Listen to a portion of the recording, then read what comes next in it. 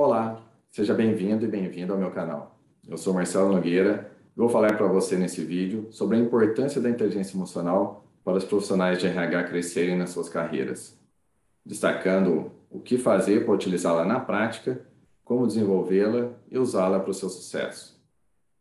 Mas antes de iniciar, te convido a se inscrever no meu canal, ativar o sininho para receber todos os conteúdos que te ajudarão a crescer mais rápido na carreira de RH. Uma das principais competências que um profissional de recursos humanos deve ter é a inteligência emocional. No passado, o coeficiente intelectual tinha grande importância e as pessoas que eram mais inteligentes se destacavam mais dos demais. As pessoas tinham mais oportunidades porque eram mais inteligentes e as empresas percebiam isso e davam mais valor ao coeficiente intelectual. Quem não era tão inteligente acabava não tendo tantas oportunidades assim. Sabemos que o coeficiente intelectual ele tem sim uma importância muito grande, né? E ele nunca deve ser deixado de lado. Porém, nos dias de hoje, eu vejo que ele tem menos peso do que o coeficiente emocional. Daniel Goleman, um psicólogo formado pela Universidade de Harvard, PhD, indicado 2 vezes ao prêmio Pulitzer, escritor de vários best-sellers, entre eles o livro Inteligência Emocional, ele popularizou esse conceito.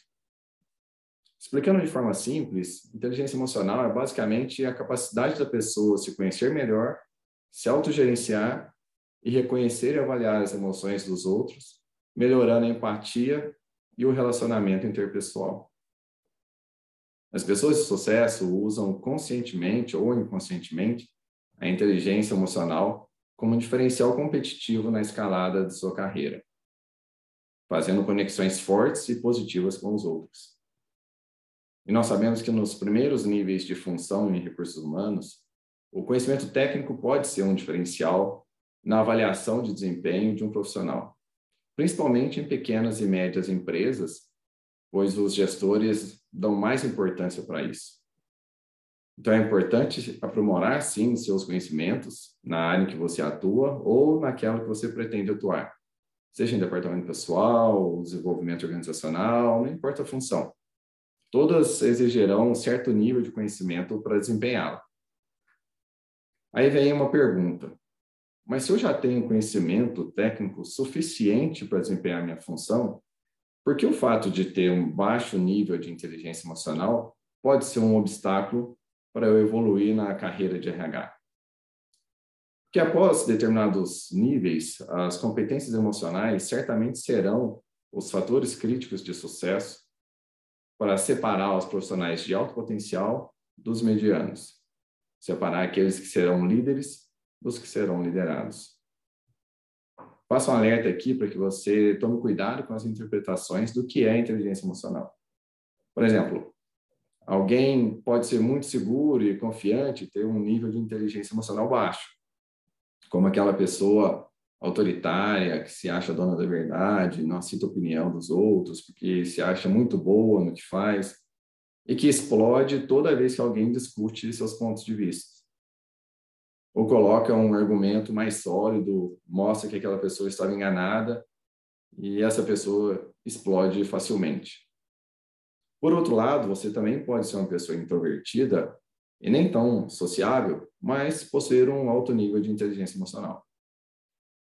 Então, não se pode achar que toda pessoa otimista, extrovertida e confiante tem alto nível de inteligência emocional, assim como não se pode inferir que os tímidos e introvertidos têm baixo nível de inteligência emocional. A boa notícia é que a inteligência emocional pode ser aprendida e pode ser desenvolvida em qualquer idade. As pesquisas sobre esse tema mostram que ela tende a evoluir com o passar dos anos.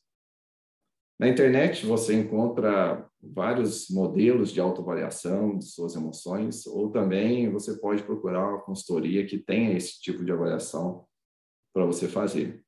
O importante é você se conhecer melhor sobre esse ponto de vista emocional para se autogerenciar, depois avaliar as emoções dos outros e buscar a adaptação e a empatia necessária para o relacionamento.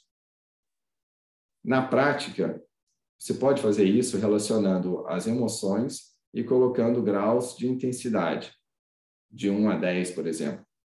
Aí você analisa aquelas que você demonstra em um grau de intensidade menor, que seriam suas áreas de desenvolvimento, e aquelas que demonstram um grau de intensidade maior, que seriam seus pontos fortes. O mesmo você pode fazer pensando na outra pessoa que você vai se relacionar. Você também pode usar essa escala de 1 a 10 e fazer essa análise de intensidade para você adequar exatamente como se relacionar melhor com essa outra pessoa. Este é um exercício bem simples, mas que você pode enxergar onde trabalhar em si mesmo para elevar o seu nível de inteligência emocional. A escritora Adele Lim, autora do livro The EQ Difference, traz reflexões e ensinamentos excelentes sobre esse tema. Ela diz o seguinte: o comportamento dos outros pode afetar nossos sentimentos. Os nossos sentimentos podem influenciar nossa performance. E a performance pode ser melhorada através de comportamentos positivos. Ela faz uma demonstração de que a alta performance deriva de vários componentes, como autoconfiança, comportamentos, ações, palavras, habilidades, competências, personalidade, experiência de vida, família, sociedade, valores ou intenções e emoções. Mas por mais que nós tentamos nos controlar e gerenciar nossas emoções, muitas vezes nós somos surpreendidos por uma reação emocional inesperada, que assusta o interlocutor e até nós mesmos. Isso porque o nosso sistema límbico, que é a parte do cérebro responsável pelas reações emocionais, é cerca de 100 vezes mais rápido do que o neocórtex, que é a parte onde tomamos decisões com base na lógica. E acontece aí o que a gente chama de emotional hijacking, em inglês. Em português seria sequestro emocional, que passa por cima até das crenças e valores que temos. Vou relatar aqui 2 exemplos que eu já vi na minha carreira. Uma vez, uma analista de RH, que era super paciente, atendia muito bem as pessoas, tinha bastante empatia, começou a atender uma funcionária da produção que era bem problemática. Ela tinha retornado de afastamento médico, não queria trabalhar, espalhava intrigas pela fábrica, ficava indo no RH todos os dias, falando que não deveria ter recebido alta do INSS, que ela estava doente, que o RH tinha que fazer alguma coisa, etc. Por mais que a analista de RH explicasse que a empresa não poderia interferir na decisão do INSS, que o RH não tinha como fazer nada, ela já tinha sido encaminhada ao INSS e tinha sido reprovada pela perícia. Já tinha recebido alta para o trabalho. Mas mesmo assim, a funcionária da produção continuava insistindo e ficando cada vez mais agressiva na forma de falar, até o momento em que disse algo que ofendeu a analista de RH e esta explodiu e começou a dizer poucas e boas para essa funcionária. Ela regalou os olhos, ficou quieta e depois foi para sua área. Um outro exemplo que eu vi foi de um gerente de RH que era muito centrado, super respeitoso, resiliente, tinha um bom nível de inteligência emocional, mas que estava sob um período de estresse e pressão muito grande devido a um projeto que estávamos implantando. E esse projeto ele estava atrasado e também tinha alguns problemas. Então vinha a cobrança de todo lado. Cobrança minha, como superior imediato dele, cobrança do meu chefe, cobrança de pares do meu chefe, enfim. Era um momento de muita pressão. Quando eu fui fazer follow-up em uma reunião de acompanhamento do projeto, estávamos só eu e ele não aguentou e explodiu, falando que não aguentava mais, que estava sobrecarregado, que não sabia mais o que fazer para acelerar o projeto e que poderíamos até demiti-lo. Nesse caso, eu o acalmei e analisamos juntos os pontos, pedimos mais recursos, ajuda, enfim, no final deu tudo certo. Nesses dois exemplos, fica claro que eles não tiveram intenção de explodir emocionalmente. Não era a natureza deles fazer isso. Mas eles tiveram um sequestro emocional, despertado por algum gatilho no momento de estresse e pressão. Vi isso acontecer também quando outros discutiam em reuniões e uma pessoa tirava a outra do sério.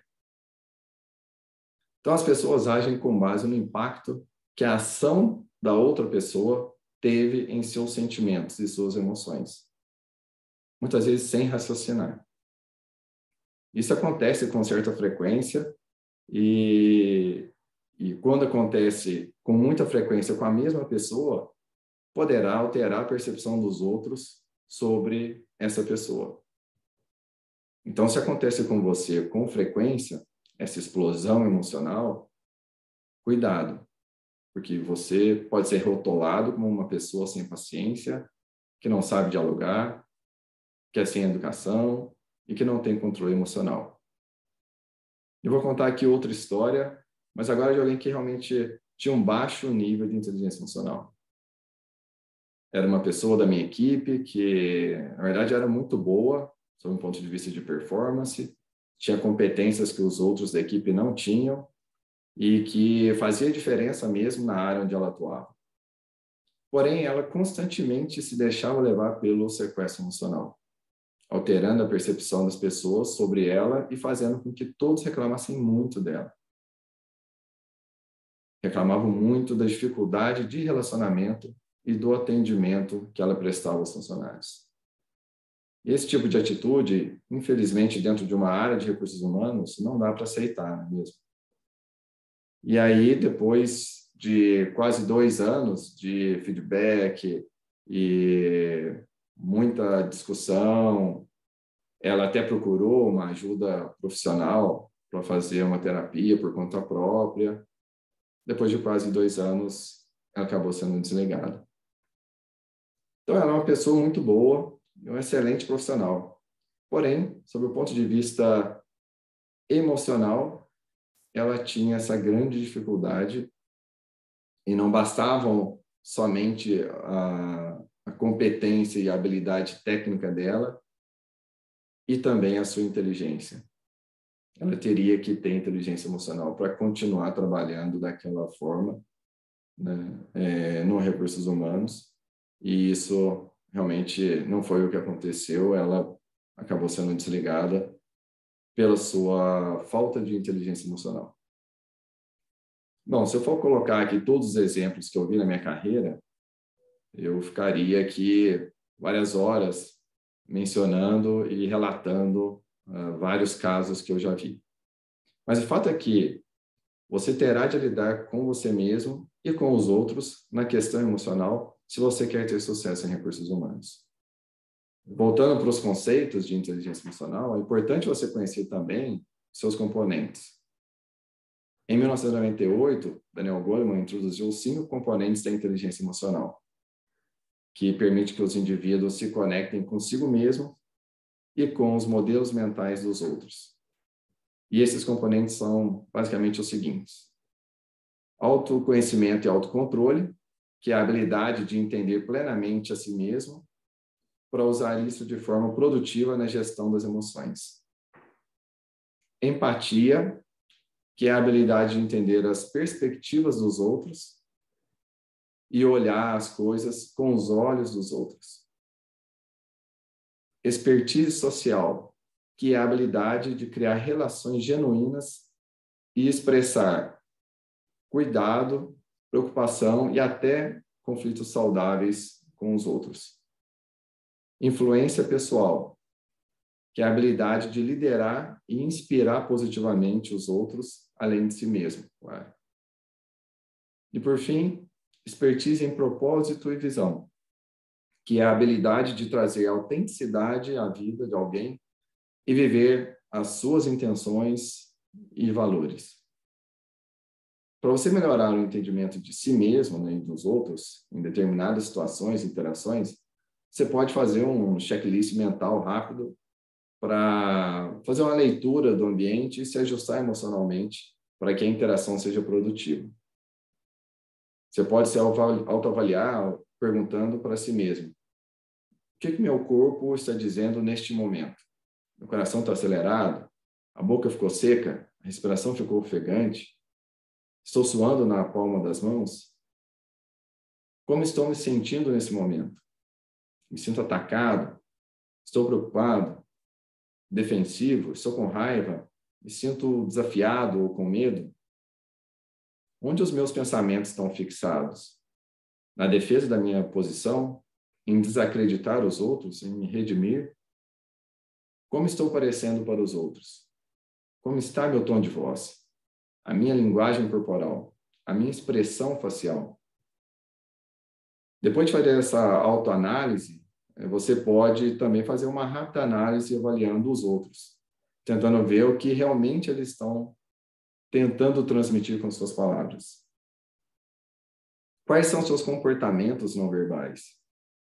Suas expressões faciais? Linguagem corporal? Como está o humor deles? Eles estão contentes? Estão tensos? Estão encorajados ou agitados? E quais outros sinais estão no ambiente? Tem telefone tocando? Avisos de mensagem? E-mails chegando? Que distraem todo mundo? Você pode avaliar mais itens também, mas o importante aqui é mostrar que você pode fazer uma análise de cenário rápida e se ajustar, focando no resultado que procura, pensando no objetivo final da conversa, nos benefícios de uma discussão que termina em ganha-ganha. Às vezes, sua autoimagem e autoestima podem ficar abaladas pelas consequências de uma má interação com alguém, onde as emoções estão todas descontroladas naquele ambiente. Esses sentimentos vão ficando sufocantes, ao ponto de você nem querer mais encontrar ou conversar com aquela pessoa. Não sei se isso já aconteceu com você, mas vou passar aqui 3 dicas para você lidar com isso. Dica número 1. Foque nos fatos e não nas intenções das pessoas. Às vezes, a intenção da pessoa ao fazer uma crítica é só para te mostrar um ponto de vista que você ainda não viu, mas que fará você melhorar. Examine suas contribuições para o problema que estão discutindo. Você não é o dono da razão e outra pessoa pode ter uma ideia ou argumento melhor que você. E dica número 3, questione suas próprias premissas. Às vezes, elas podem estar erradas ou desfocadas para o objetivo da discussão. Seu objetivo tem de ser sempre em mudar o pensamento e comportamentos negativos para positivos, impactando as suas emoções e influenciando positivamente as dos outros. Nós, profissionais de recursos humanos, devemos nos controlar e nos adaptar às situações, sempre com muita empatia, calma e respeito aos outros. As pessoas esperam isso de nós. E sabemos que não é fácil, principalmente quando os comportamentos negativos vêm dos outros. Então, segue algumas dicas também para algumas situações que você pode enfrentar no futuro.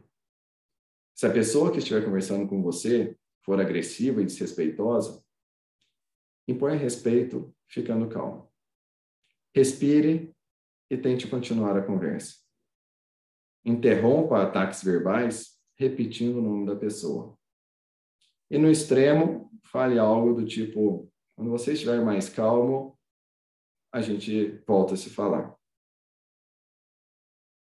Se a pessoa com quem você vai falar não ouve os outros, vá para a discussão preparada para se defender, mas que você vá de uma forma estruturada.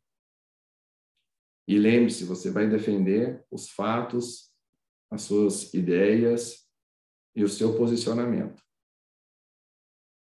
Chame a atenção da pessoa através da linguagem corporal.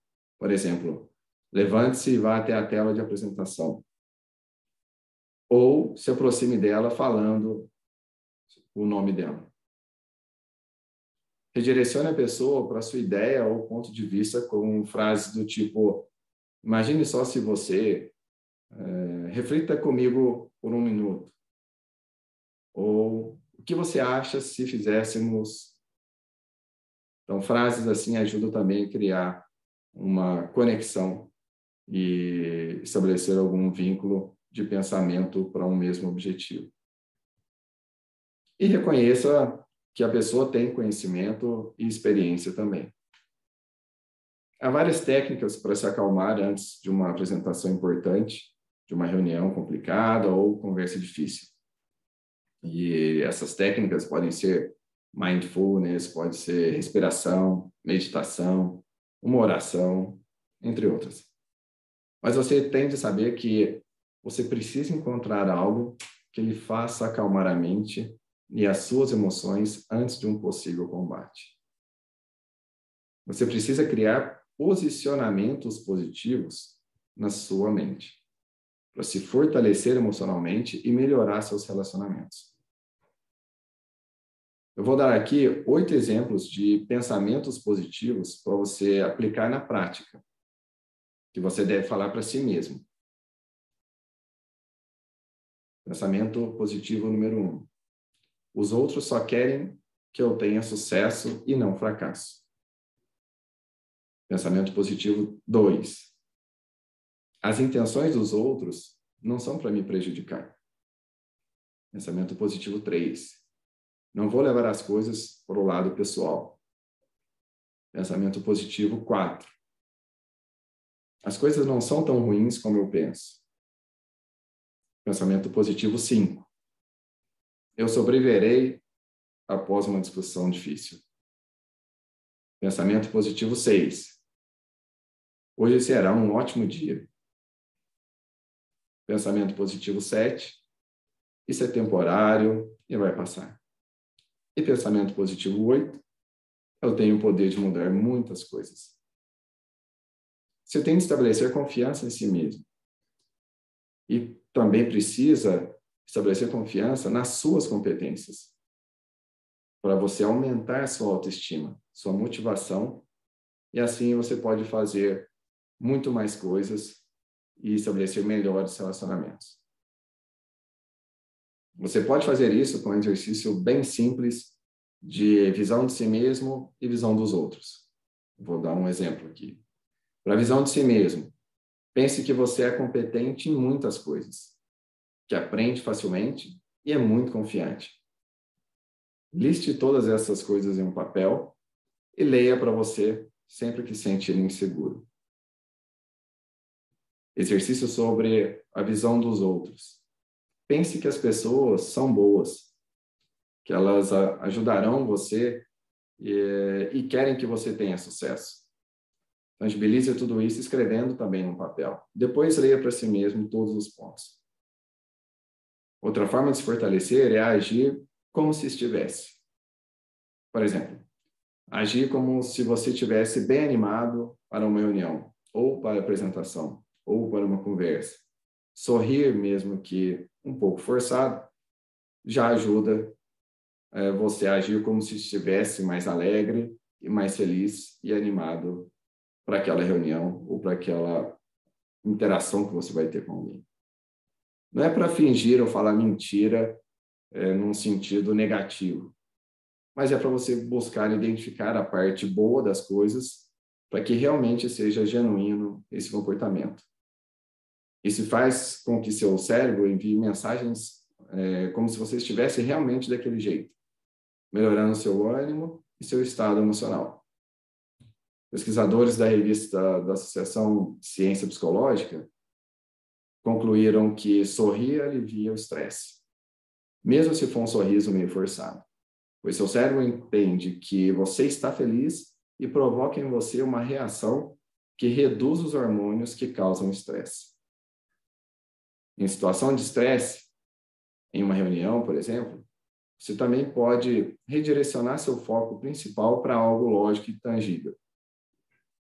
Quando você perceber que está sendo impactado por sentimentos e emoções ruins, por exemplo, você pode mudar seu olhar para uma outra parte da sala que você nunca tinha prestado atenção.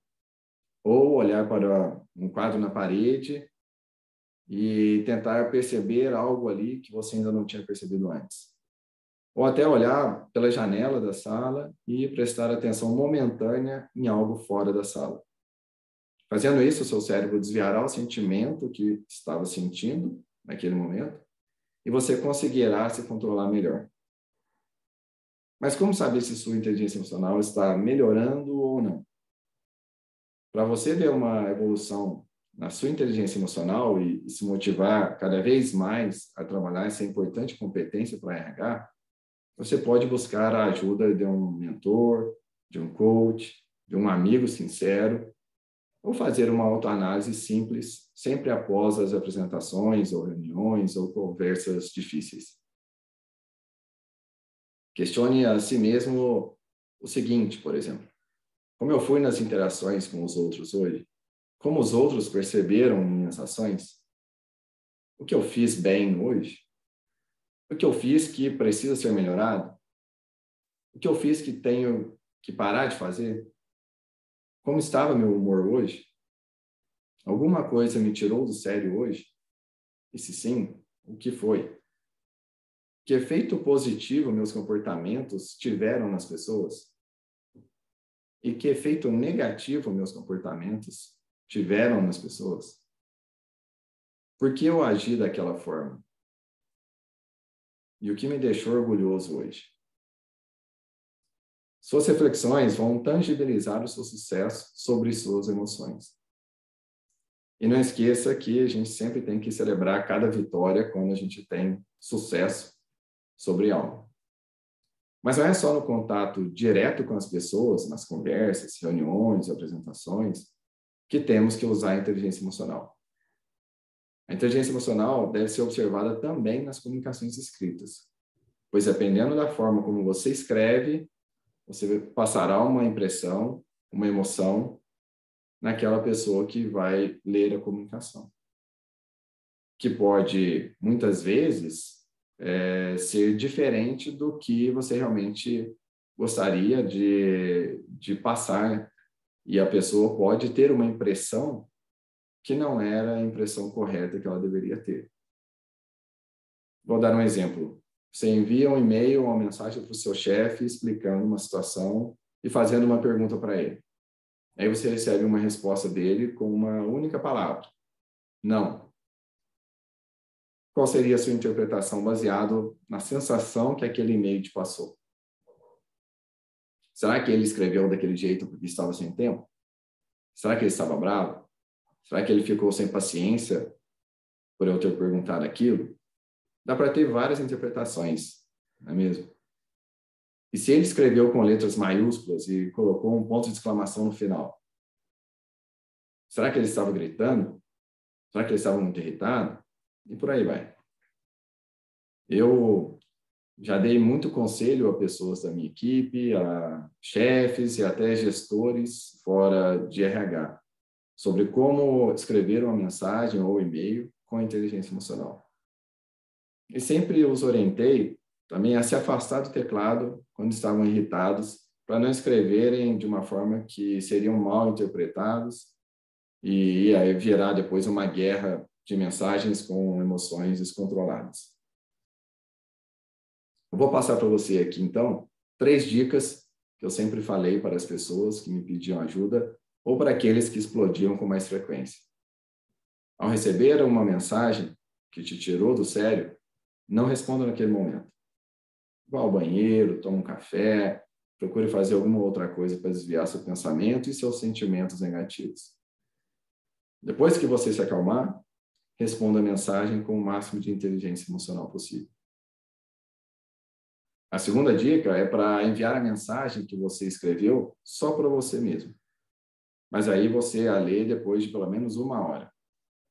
Ao lê-la, cheque o tom da mensagem, as palavras que escreveu, a pontuação, a forma como escreveu, se não está passando algum sentimento ou emoção que possa ser mal interpretada pela pessoa que receberá a mensagem.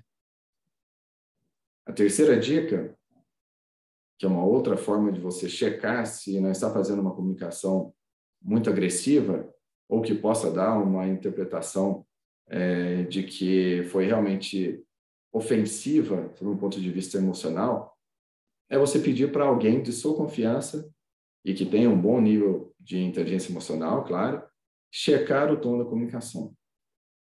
Se o assunto não for confidencial, é claro. Após essas 3 dicas, a pessoa frequentemente ajustava a mensagem para algo positivo, que não causava polêmicas, nem brigas, nem uma ruptura no relacionamento. Por isso eu sempre digo, cuidado com a forma de escrever e sempre se afaste do teclado quando estiver emocionalmente abalado. Quando estiver zangado, quando estiver bravo ou estressado com alguém.